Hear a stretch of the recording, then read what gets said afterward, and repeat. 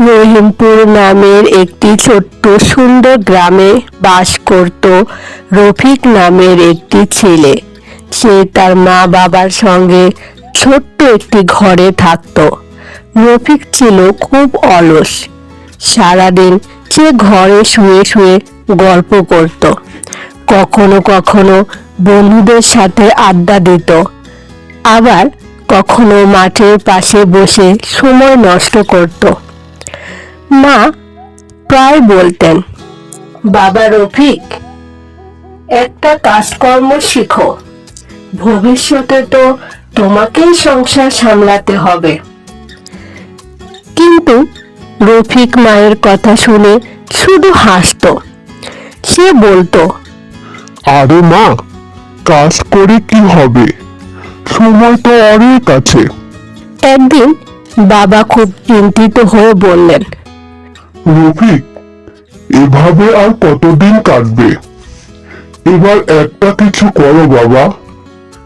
মানুষ যদি পরিশ্রম না করে তাহলে জীবনে কিছুই পায় না। কিন্তু রফিক তখনও কথাটা গুরুত্ব দিল না। কয়েকদিন পরে গ্রামের পাশের বাজারে আগুন লেগে গেল। অনেক দোকান পুড়ে গেল। গ্রামের মানুষ সবাই মিলে আগুন নেভানোর চেষ্টা করছিল। রফিক তখন দূরে দাঁড়িয়ে শুধু দেখছিল। হঠাৎ সে দেখল তার এক বন্ধুর বাবার ছোট দোকানটি আগুনে পুড়ে গেছে। বন্ধুটি কাঁদছে। বন্ধুটি বলল, এখন আমরা কিভাবে চলবো? এই দোকানটাই ছিল আমাদের সব। বন্ধুর কষ্ট দেখে রফিকের মন খারাপ হয়ে গেল। সে প্রথমবার ভাবল, আমি যদি কিছু কাজ করতাম তাহলে হয়তো কাউকে সাহায্য করতে পারতাম। সেই দিন থেকে রফিক সিদ্ধান্ত নিল সে আর অলস থাকবে না।